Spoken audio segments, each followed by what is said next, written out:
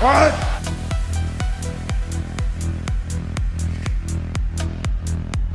Woo!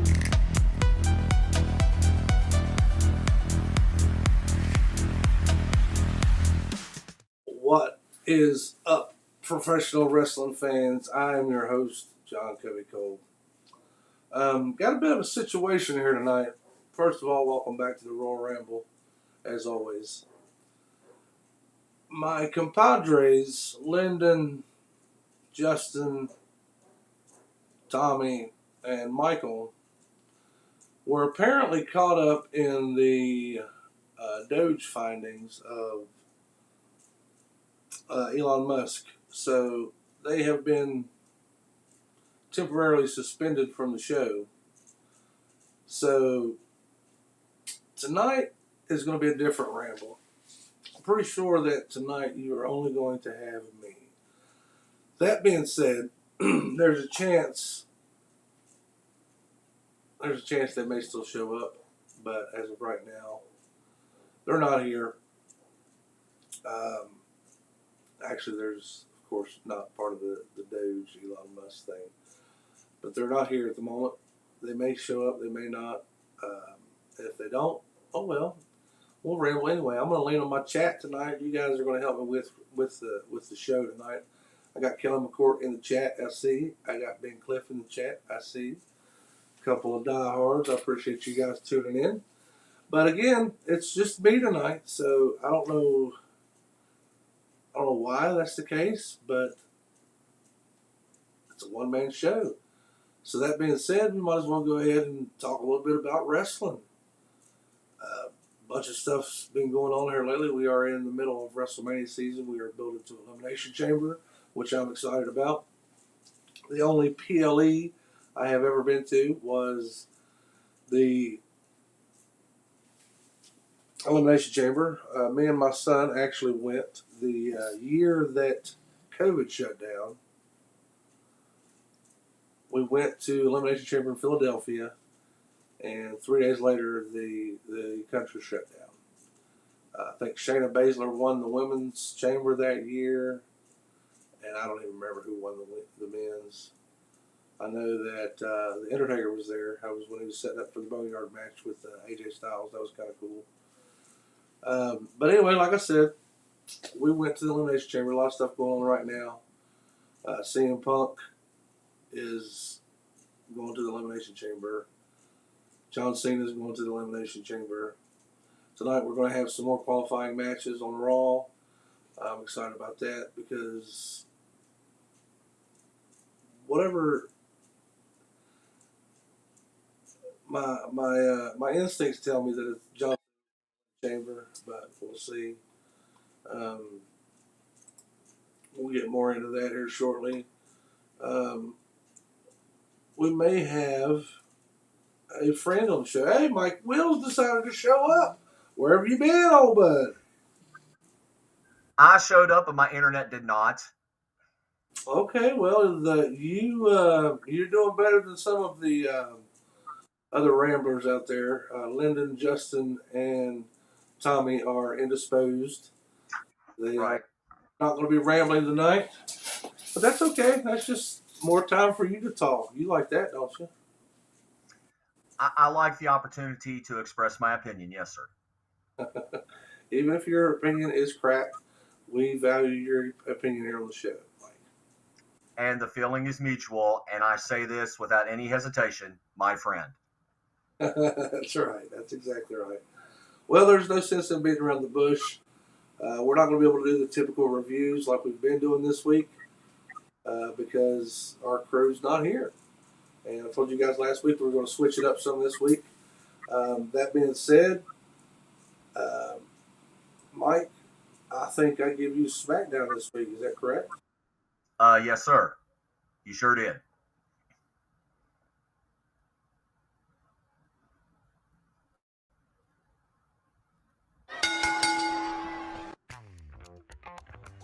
Well, guys, I was given the task of reviewing SmackDown. It's been a while since I saw the show, but once I got to watch it, overall, I enjoyed it. I appreciated the pops that Jey Uso was getting. And I like what they're doing. It might be a new thing where they say one more time, and he does that yeet one more time. And one of the things that I really liked that should have happened but didn't, I liked the triple threat match for the Elimination Chamber. But just picture this in your mind. Way back when the Radicals came, and we had the two champs from WCW up there embracing. What kind of WrestleMania moment would it have been if we had Jimmy Uso and Jey Uso both as world champions? That was a storyline that should have been, guys. But other than that, great show overall.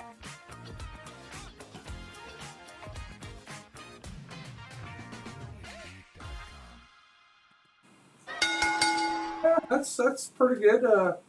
Was a good show. You're right. As far as Jimmy Uso goes, he's he's good. Don't get me wrong, but he has got into a little trouble in the past. I think that they're waiting to fully pull the trigger on him to make sure that he's over his demons, so to speak, and he don't drop the ball again and do what he's done multiple times in the past. And for those that aren't aware, he has in the past had somewhat of a drinking problem. So hopefully that's gone, and we don't have to worry about that anymore. But yeah, you're right. It was a good show.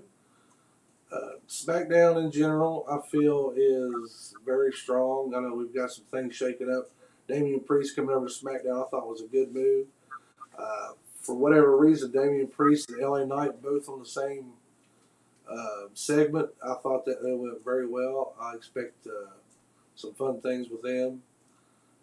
LA Knight coming at Drew McIntyre the way he did, that was hilarious. So many good things.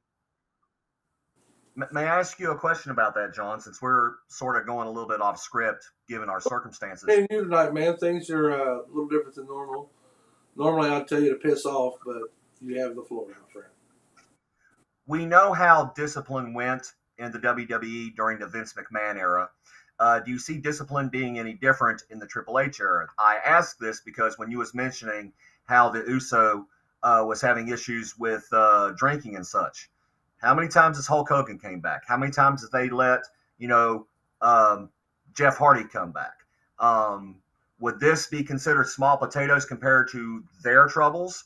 Or under the Triple H era, is it going to be a little bit different?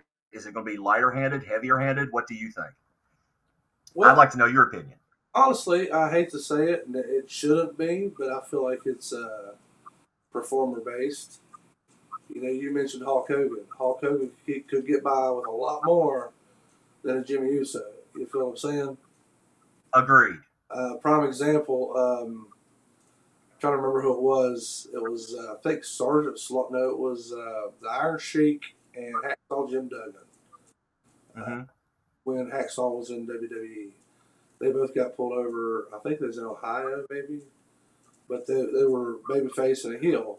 Well, they got in trouble for some drugs or drinking or something. I can't remember why they were in trouble. But Vince McMahon was livid because you got a babyface and a heel riding together. But that was a different time. That was when the magic was still there. That's when it was not very openly, admitted this is a show. This is choreographed. Keeping alive. Yeah.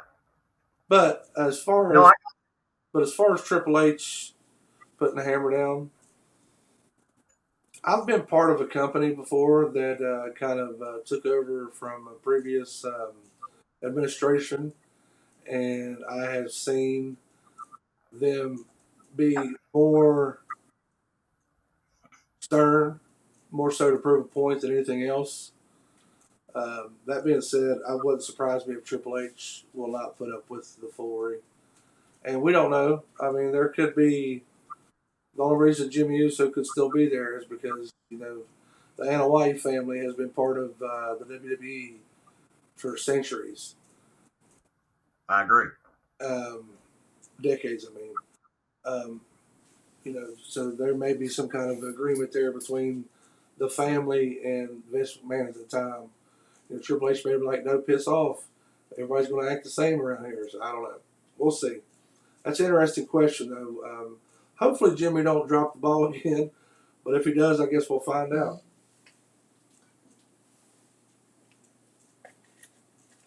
I think you froze it up again, Mr. Wills.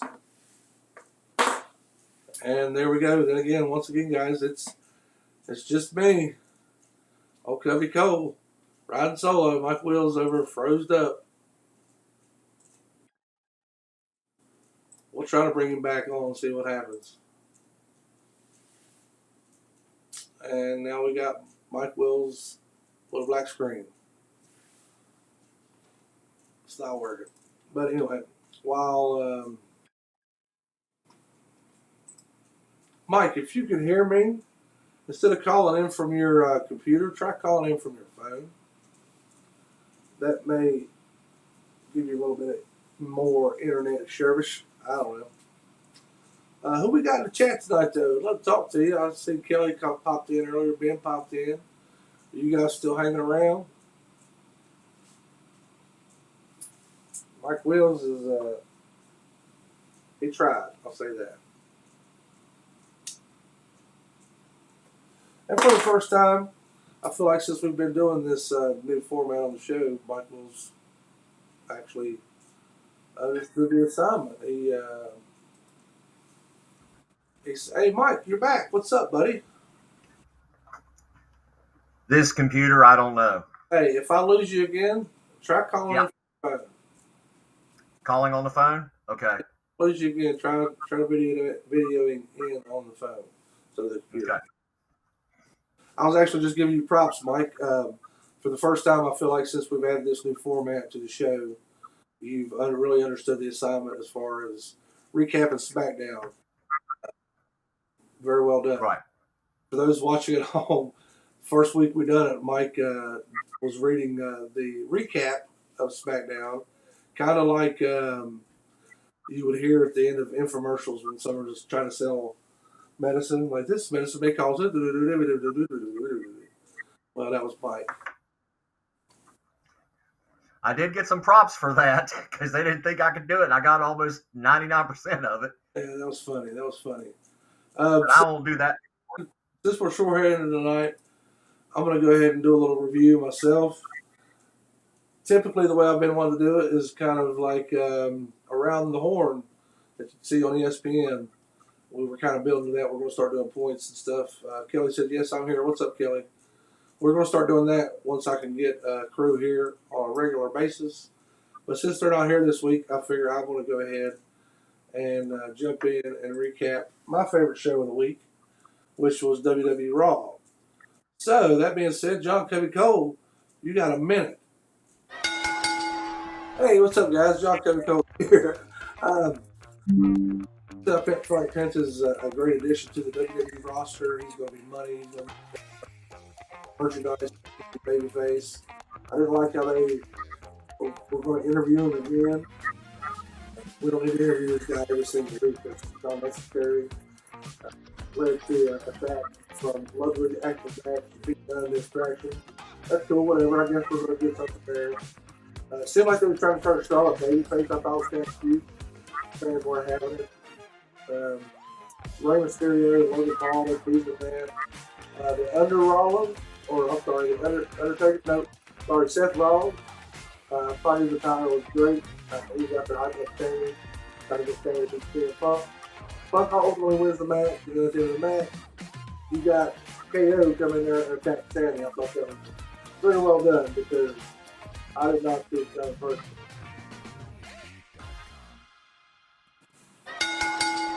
You guys know how on the show here, I've been advocating for weeks that we get a KO Shawn Michaels at WrestleMania. I don't think we're going to get that now. I think we're going to get another installment of Sami Zayn versus Kevin Owens at WrestleMania, and I'm okay with it. Well, I'll say you, Mike. You okay with it? You up for a Sami Zayn KO 0.7 or 0.8, 0.10, however many times they've wrestled? Well, when you have two wrestlers that are as close as they are, in real life, and they know each other for so long, they do a good program together. So I can't, besmirch the what they have together. But again, and not to rehash old things, you said it yourself, 7.0, 8.0, whatever.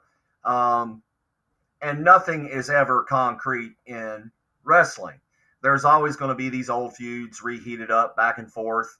They'll do this for a while, they'll reconcile for a while, and it's just going to be ebb and flow forever because, they are joined at the hip one way or the other. So I'm okay with the match, but I think there could be better matchups for those two people. I look at El Generico, the way he used to be called, Sami Zayn. He's like 2025's Daniel Bryan in B plus mode. He's that B plus player, and he can't get over that hump. He says he's championship caliber, and in reality, he is. But is it going to take a scenario like what they did with the modern day Maharaja, because they were opening up into India and they put the belt on him so that they could branch out into India? Well, Sami Zayn is in Canada. We've already got it out there. What is it going to take to get Sami Zayn where he needs to be?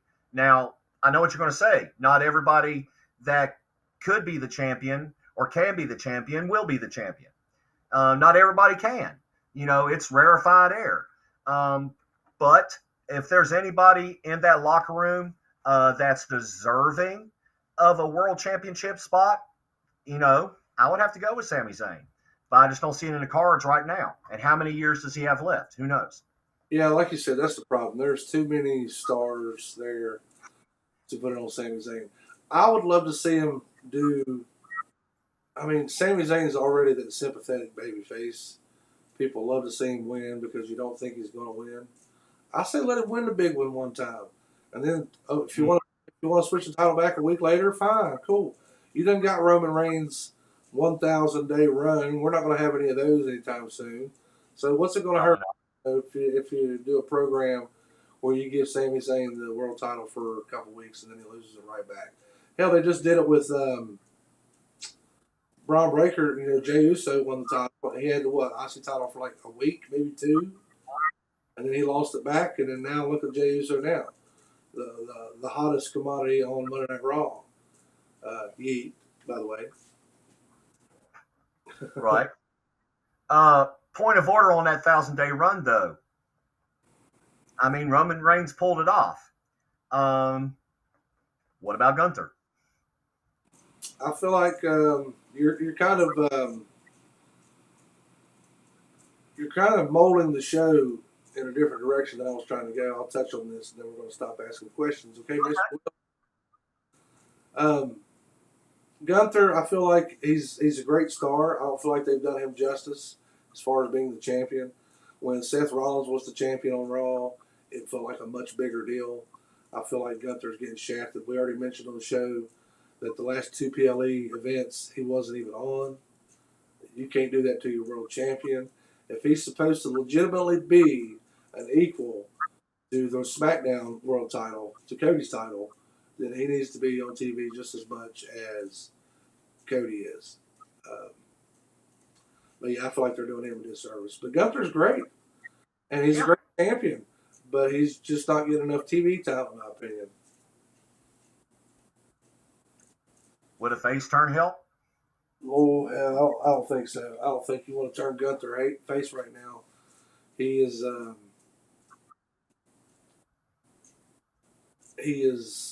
No, I don't think he's ready to turn babyface. Not yet. There's still too much meat on the bone.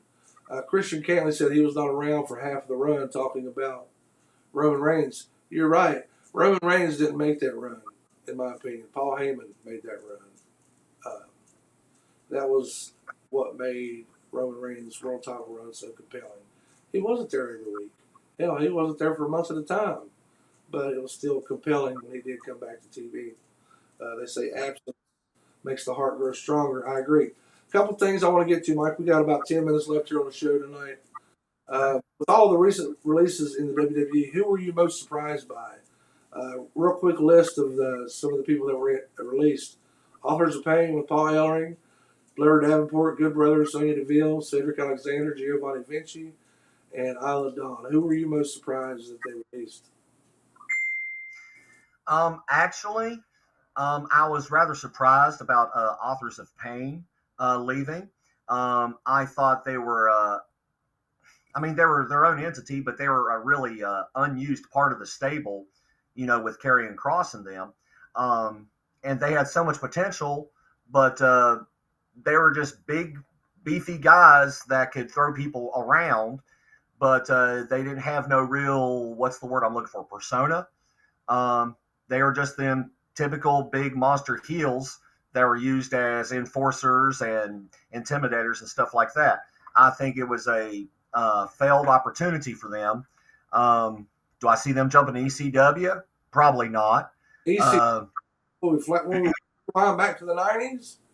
I'm sorry, AEW, my mistake. But I see them more in TNA or NWA, something like that.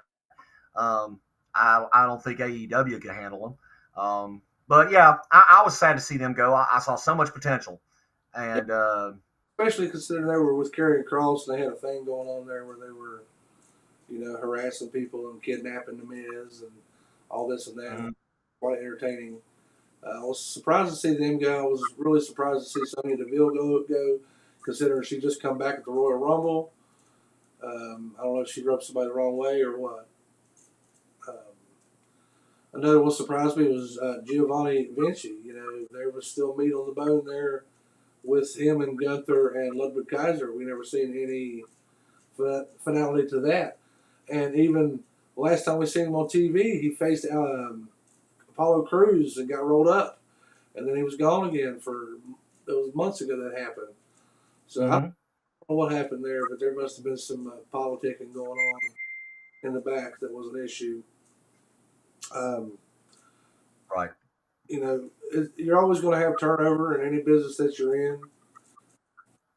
The WWE is so big and they have so many wrestlers with WWE as a whole, SmackDown, Raw, NXT. They got little, now that they're doing this Evolve thing, the WWE Evolve, they're going to be doing the Performance Center. They got so many stars. So it doesn't necessarily surprise me that they're getting rid of people. I mean, if they're dead weight, they're dead weight. But yeah, I'm with you, Mike. Authors of Pain was kind of surprising that they let them go more with them. A couple other things I'd like to get to. Another question I have for you. I just seen on the internet today. With Miro, Ricky Starks, and Malachi Black leaving AEW, who do you think would be the most user-ready star to join in and plug into WWE television? And ultimately, who would you like to see them work with?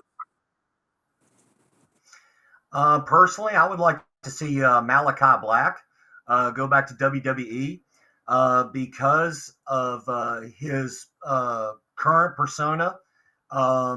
I would like to see him do something with one or all with the Wyatt Six.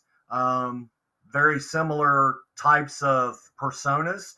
I can see them either going head to head, or I could see him joining up somehow and maybe having a fight for supremacy, like between him and excuse me, him and Bo Dallas or something like that. I see potential in that.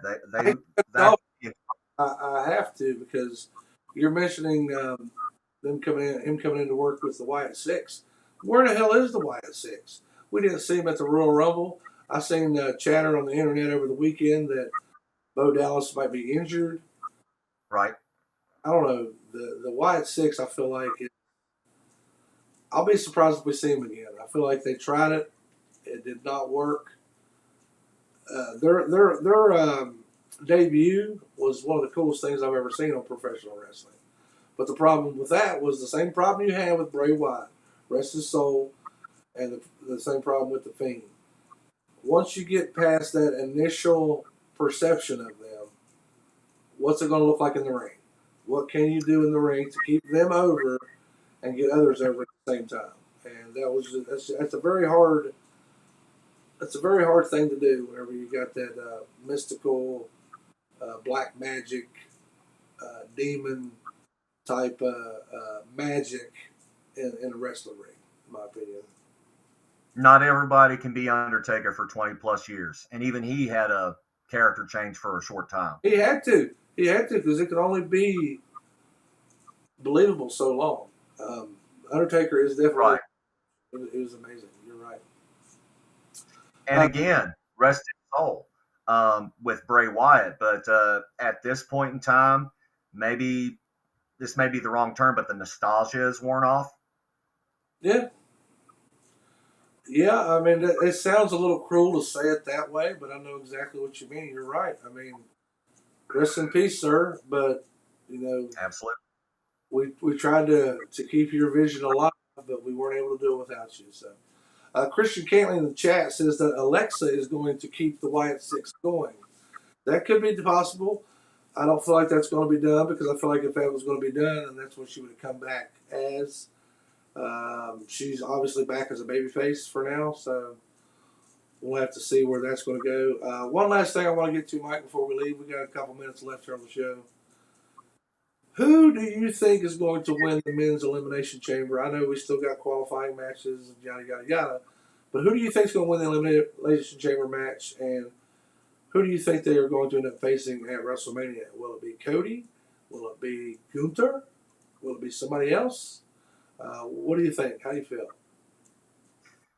Well, as far as who they face, that's really up to Jimmy Uso and who he decides to face first, because the Elimination Chamber winner will be the one to face the other champion. Now, with that said, as it stands right now, of course, we don't know who else is going to be in the chamber. Right now, my money's on John Cena. He's had a slight change in attitude. You know, he was never the guy to, you know, call his spot that he earned and deserved, which it is earned and deserved, but you never heard him before saying, no, I'm not taking somebody else's spot. I'm going to earn my way. But since he made this statement right after Royal Rumble, hey, I'm declaring myself for the Elimination Chamber. You know, I've given this company so many years. I deserve it. I'm putting myself in. And then Triple H, you know, agreed with him. So right now I'm thinking John Cena. But with that said, with everybody thinking that, there's probably going to be a swerve. But right now, I think the money's on Cena. I think you might be right. I think if I had to put money on it right this minute, that's who I'd put it on. Because you got Roman and Seth, they're obviously going to be in it also. I think this is probably going to be one of the most star-studded elimination chambers we've had from the beginning. But I feel like we're going to get Seth, Roman, and Punk in a triple threat at WrestleMania. So that's going to free them guys up there, and then you're going to have you want to have a title holding them down, so you can do whatever there. You know, that I could very easily see that match main event night 2 with Right. have. You know, I already feel like Jey Uso is not going to be main eventing night 1 or night 2. I look for him to curtain jerk. But back to what you were saying, I feel like you're right. I feel like it is going to be John Cena.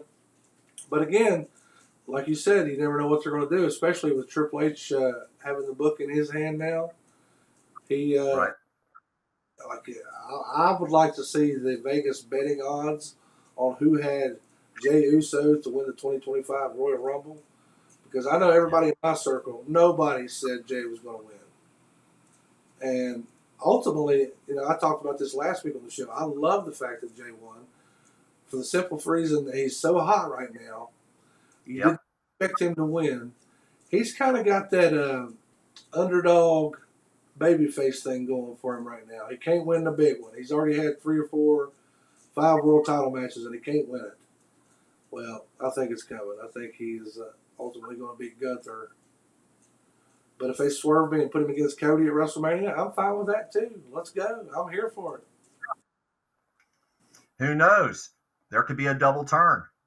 Well, maybe not a double turn. You know, watch Cody. They've been speculating Cody might turn heel. He's been as you know, kind of teasing it. Yeah, he's kind of on the fence, which I can't wait.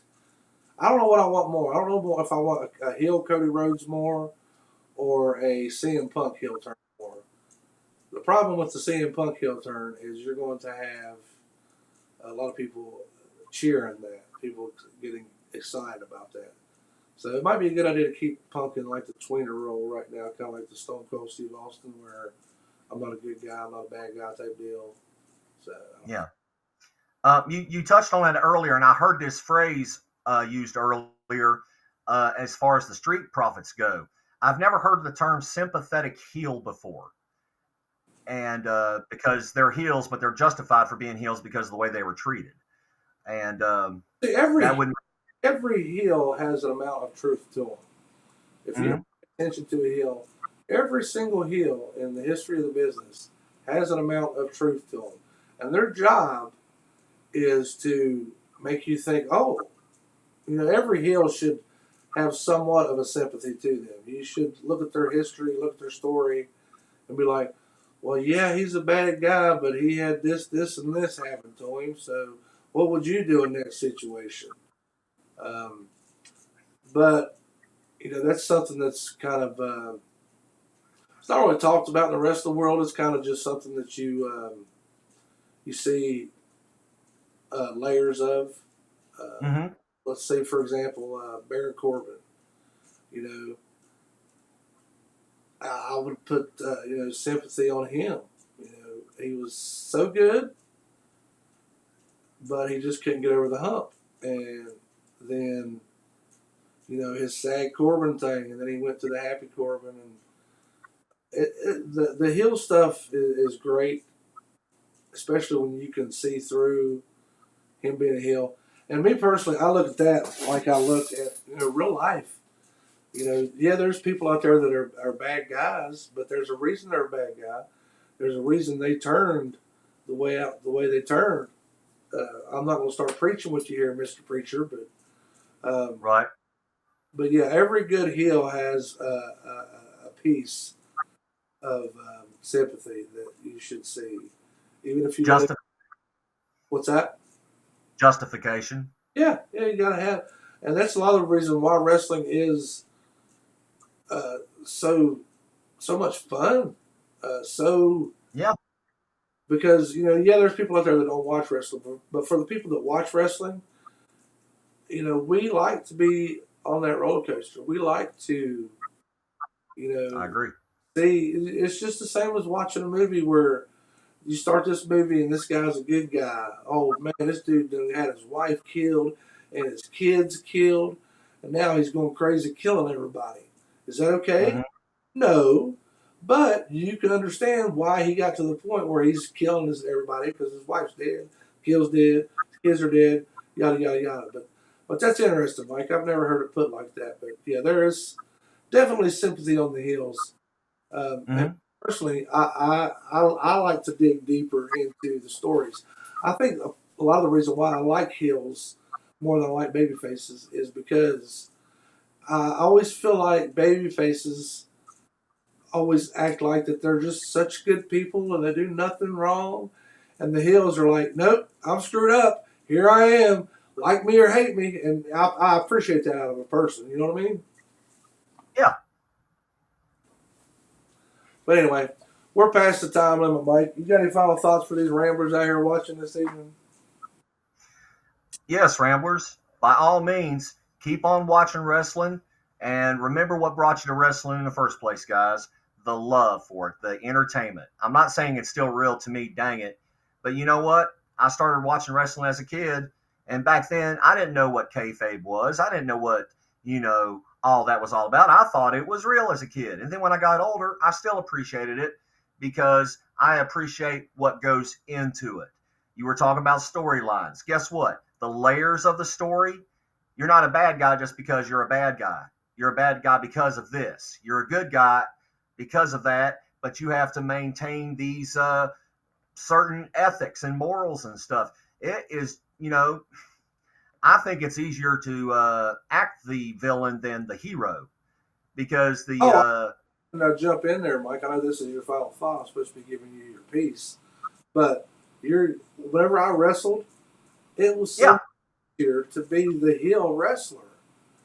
yep, It's a lot easier to do things that's going to get people upset with you, to get you up, to get you angry and want to throw something at them, than it is to get them to cheer for you and be excited that you're here and you're doing good stuff. hmm Moves and stuff will take care of themselves, but the characters itself,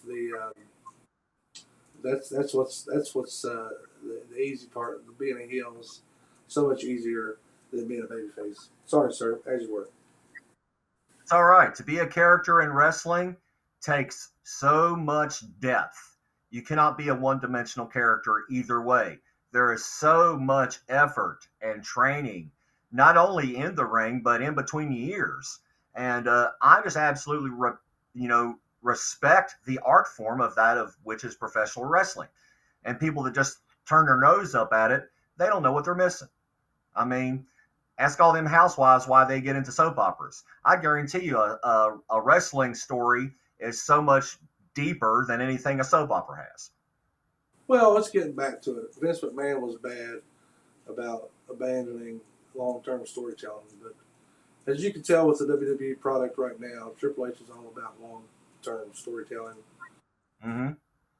and that was what made me fall in love with wrestling back in the coming out of the '90s into the 2000s. Is they would carry that story along for years and years, and these two wrestlers might not cross paths for 4 or 5 years. Then they do, and oh, you remember the last time these guys were together? You remember what happened? Yep. So yeah, I'm with you 100%. All right, guys, we are past our time limit. 7:36. Raw's getting ready to come on here in about 15 minutes or so.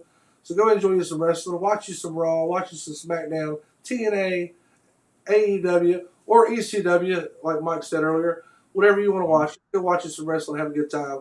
We'll see you guys next week here on the Royal Ramble. Hopefully, we'll have more of a cast next week. What, Mike? Can I say it this time? It's just me and you here, so I guess so. All right, guys, for Michael Lee Wills, I'm John Covey Cole. Until next time. Ramble on.